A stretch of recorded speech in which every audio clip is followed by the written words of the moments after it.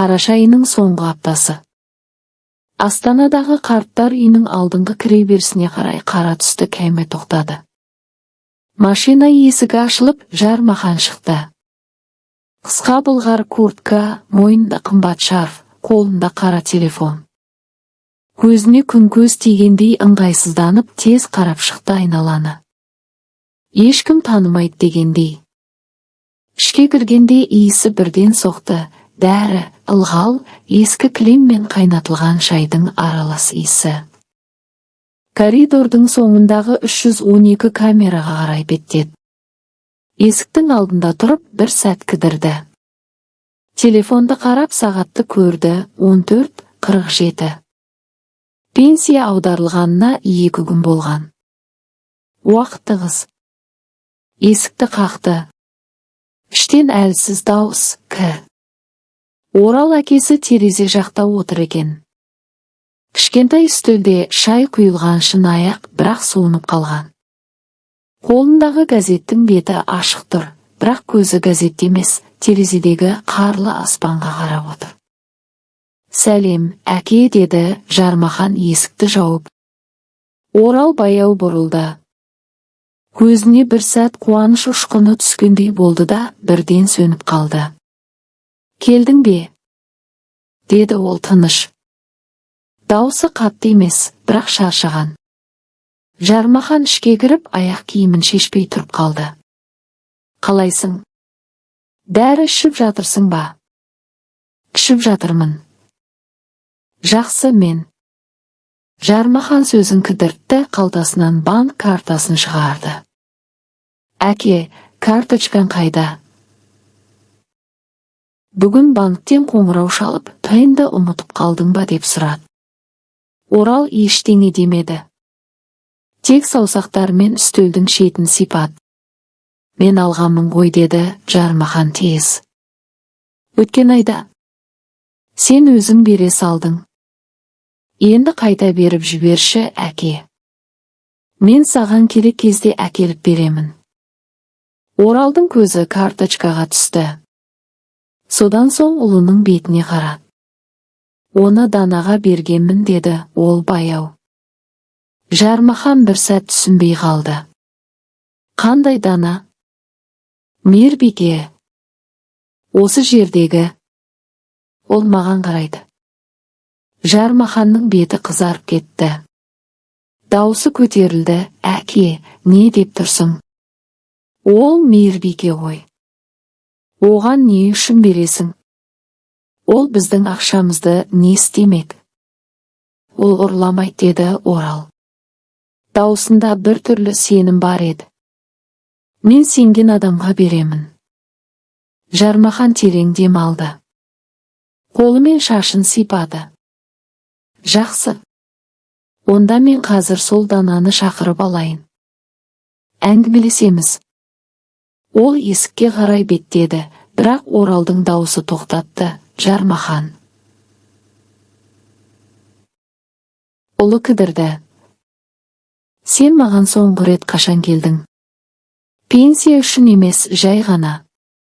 Әкеңді көруге». Жармахан жауап бермеді. Тек есікті ашып шығып кетті.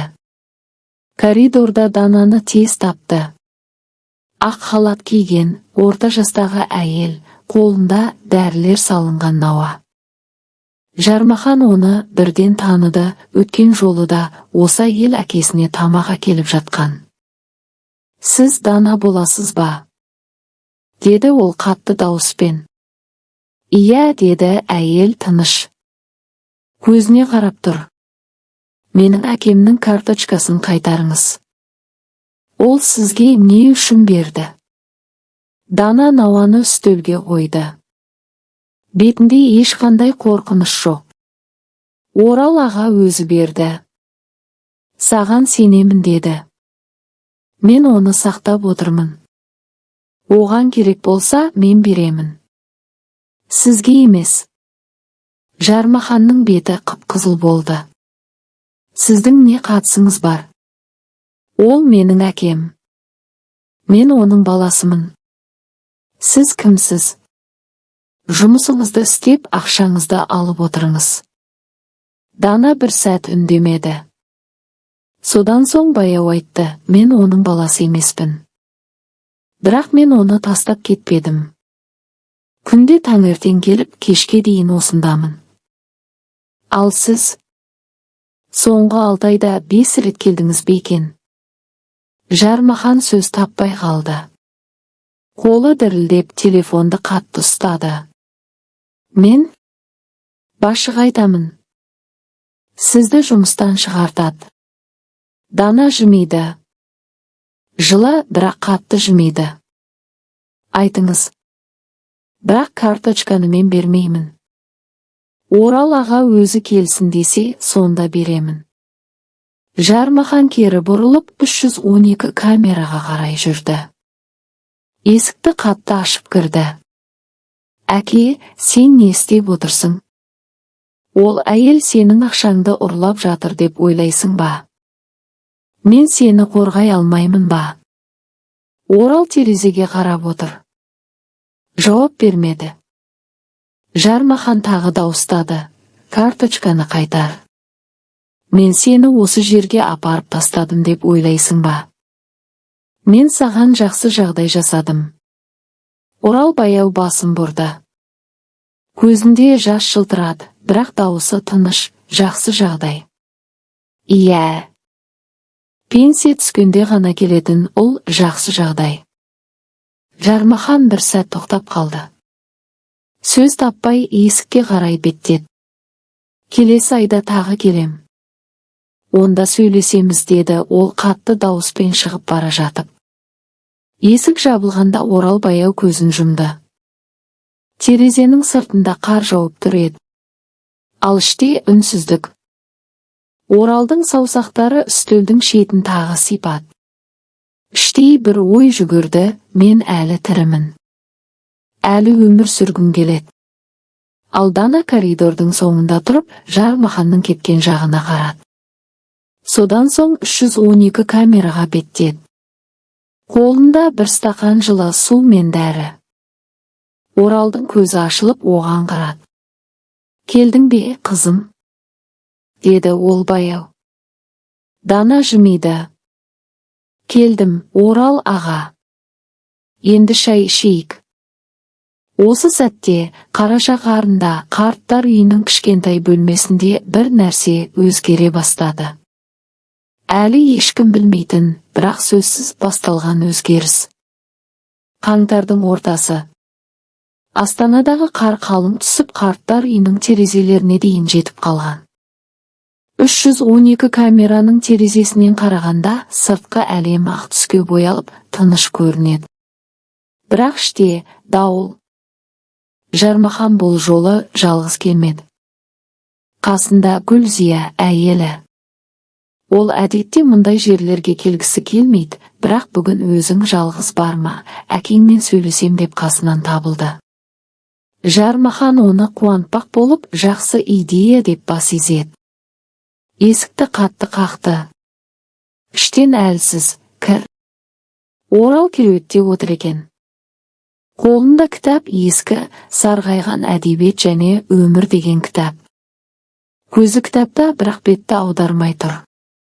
Жармахан ішке кіріп, пальтосын шешпей тұрып қалды. Гүлзия артынан енді. Сәлем, әке, деді Жармахан. Дауысы қаттырақ шықты, алдын ала дайындалғандай. Орал басын көтерді. Гүлзияны көріп аздап жымиды. Гүлзия қызым. Келдің бе? Келдім, Орал аға. Қалайсыз? Деді Гүлзия жылы дауыспен. Ол әрқашан Оралға аға деп сөйлейді, Жармаханға ұқсамай. Жақсымын. Сендер қалайсыңдар? Жармахан сөзге араласты. Әке, өткен айға әңгімені жалғастырайық. Карточка қайда? Мен банкке бардым, олар карта белсенді емес дейді. Сен не істедің? Орал баяу кітапты жапты. Мен айтқан ғой. Данаға бердім. Жармаханның беті қызарып кетті. Тағы сол Дана ма?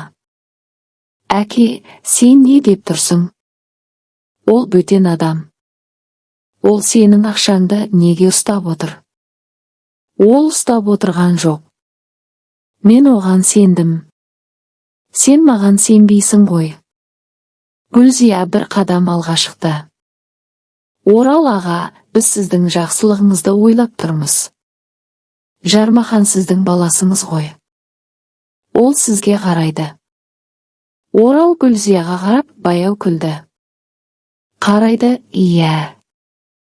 Пенсия түскенде ғана. Жармахан шыдамдылығы таусылды. Есікке қарай жүріп коридорға шықты да Дананы іздеп кетті. Ол тез табылды, дәлізде дәрілерді сұрыптап тұр екен. Сіз? Деді Жармахан қатты дауыспен. Әкемнің карточкасын қайтарыңыз. Қазір. Дана баяу басын көтерді. Көзінде тыныштық. Мен карточканы ұстап отырған жоқпын. Орал аға өзі маған берді. Ол қаласа өзі сұрап алады. Сіз оны алдап отырсыз. Ол қарт адам, миы нашарлап қалған. Сіз оның ақшасын. Дана сөзін бөлді, Орал ағаның миы нашарлаған жоқ. Ол әлі де ақылды. Ол күнде маған өлең оқиды, әңгіме айтады. Ал сіз? Соңғы 2 жылда онымен қанша сөйлестіңіз? Жармаханның қолы жұдырық болды. Мен сізді жұмыстан шығартамын. Бас дәрігерге барамын қазір. Барыңыз, деді Дана. Бірақ мен ештеңе ұрлаған жоқпын. Мен тек Орал ағаның сеніміне ие болдым. Ал сіз оның сеніміне ие болмадыңыз. Жармахан кері бұрылып 312 камераға қарай жүрді. Ішке кіргенде Орал әлі сол жерде отыр. Әке, сен осы әйелге сенесің бе? Мен сенің ұлыңмын. Орал баяу тұрып терезеге қарады. Сен менің ұлымсың. Бірақ сен маған қарамайсың. Дана күнде келеді. Маған су әкеледі, дәрі береді, сөйлеседі. Мен оған айттым, қызым, егер мен өлсем, карточканы саған қалдырамын. Сен маған жақсылық жасадың. Жармаханның дауысы дірілдеді. Сен маған өкпелеп тұрсың ба? Өкпем жоқ. Тек шаршадым. Мен әлі өмір сүргім келеді, Жармахан. Сен үшін емес. Өзім үшін. Осы кезде Дана есіктен кірді. Қолында жылы шай құйылған шыны аяқ. Орал аға, шайыңыз суынып қалмасын, деді ол жай. Орал шайды алып Данаға қарады. Көзінде біртүрлі жарық пайда болды, ұзақ уақыттан бері көрмеген жарық. Рахмет, Дана қызым. Дана жымиып Жармаханға қарады. Сіз кетсеңіз болады. Орал аға шаршады. Жармахан Гүлзияға қарады. Гүлзия ештеңе демеді, тек басып шықты. Жармахан соңынан ерді. Есік жабылғанда ол коридорда тоқтап, қабырғаға сүйенді. Іште Орал шайын ішіп отыр. Дана қасында тұр. Орал аға, сіз жақсы ма? Орал баяу бас изеді. Жақсымын. Сен келгенде жүрегім жеңілдейді. Дана күлді. Жылы, шынайы күлкі. Мен де сізбен сөйлескенде жеңілдеймін. Сіздің әңгімелеріңіз өмір сияқты. Орал шайын қойып Дананың қолына қарады. Содан соң баяу айтты. Дана, сен маған ұнайсың. Дана бір сәт тоқтап қалды. Содан соң жымиды. Сіз де маған ұнайсыз, Орал аға. Сол күннен бастап қарттар үйінің 312 камерасында бір нәрсе өзгерді. Кешке қарай екеуі ұзақ сөйлесетін болды. Орал жас шағындағы темір жолдағы оқиғаларын айтады, Дана өзінің өмірінен әңгіме қосады. Ал Жармахан. Ол сол күні үйге қайтып ұйықтай алмады. Іштей бір нәрсе ауырлап, бірақ әлі түсінбей. Наурыздың басында Астанадағы ауа енді жылынып, қардың астынан жердің иісі шыға бастады. Қарттар үйінің алдындағы ағаштардың бұтақтарында алғашқы бүршіктер пайда болған. 312 камераның терезесінен қарағанда әлем қайтадан түске боялып жатқандай. Орал соңғы 2 айда өзгерген. Бетіне қан жүгіріп, көзіне жарық қайта оралған. Дана күнде келіп, онымен бірге серуендеуге шығады. Қысқы бақшада отырып, екеуі ұзақ сөйлеседі. Орал темір жолдағы жылдарын, жастайынан көрген қиындықтарын, ал Дана өзінің ажырасқаннан кейінгі жалғыздықтарын айтады. Бірақ екеуінің сөзінде енді өкініш емес, үміт бар. Бір күні кешке Орал Дананың қолына қарап, баяу айтты: «Дана, мен саған үйленгім келеді». Дана бір сәт тоқтап қалды. Шынаяқтағы шайы суынып бара жатқан. «Орал аға, сіздің балаларыңыз, туыстарыңыз. Менде жалғыз ұлым бар. Ол маған рұқсат бермейді деп ойлайсың ба? Мен 78-демін. Мен өзім үшін өмір сүргім келеді. Сен менің соңғы бақытым болдың». Дана көзін төмен салды. Содан соң жымиып, Оралдың қолына қолын қойды. «Мен де сізбен бірге болғым келеді». Сол күні екеуі қарттар үйінің бас дәрігеріне барып, Оралдың денсаулығы жақсы екенін, үйде тұруға болатынын растатты. Дана жұмысынан шықпады, бірақ Оралды үйіне алып кетуге рұқсат алды. Жармаханға хабар келді. Телефонда Дана сөйледі: «Жармахан мырза, Орал аға үйден шығады. Мен оны өз үйіме алып кетемін. Сіз келіп сөйлескіңіз келсе». Жармахан телефонды ұстап тұрып, бір сәт үндемеді. Содан соң: «Мен келемін». 2 күннен кейін Жармахан Дананың шағын пәтеріне келді. Есікті Дана ашты.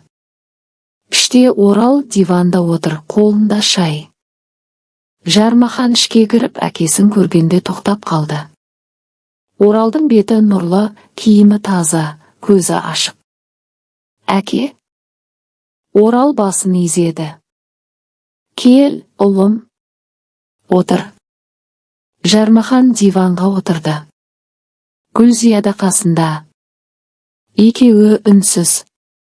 Орал баяу сөйледі: «Мен саған өкпелеген жоқпын. Бірақ сен маған қарамадың. Мен жалғыз қалдым».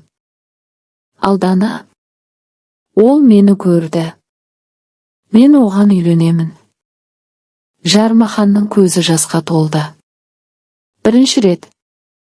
Мен кешірім сұраймын, әке. Мен сені тастадым. Пенсияң үшін ғана келдім. Мен ұяттымын». Орал ұлының қолына қолын қойды. «Кешірдім, Жармахан. Бірақ енді мен Данамен біргемін. Сен маған қонақ болып кел. Мен сені күтемін. Бірақ ақша үшін емес. Әкеңді көруге». Жармахан басын изеді. Көз жасы бетінен ақты. «Рахмет, әке. Мен өзгеремін». Бір аптадан кейін шағын той болды. Қарттар үйіне бірнеше қарт келді. Дананың көршілері Жармахан мен Гүлзия. Ешқандай шулы той емес, жай ғана шай, торт, әңгіме. Орал мен Дана сақина салды. Екеуі күліп тұр. Соңғы көрініс: кешке қарай Орал мен Дана балконда отыр. Астана қаласының шамдары жанып тұр. Орал Дананың иығына басын қойды. «Мен ойламаппын. Өмірімнің соңында осындай бақыт табамын деп». Дана күлді. Қолын Оралдың қолына қойып, махаббат ешқашан кеш емес, Орал аға. Біз әлі де жаспыз. Орал жымиып жұлдыздарға қарады. Иә. Біз әлі тіріміз. Ал Жармахан енді аптасына 2 рет келе бастады. Әкесіне тамақ әкеледі, әңгімелеседі. Пенсия туралы енді сөз жоқ. Тек әке мен бала арасындағы жылылық бар. Өмір жалғасуда. Кейде кеш болса да, кейде күтпеген жерден. Махаббат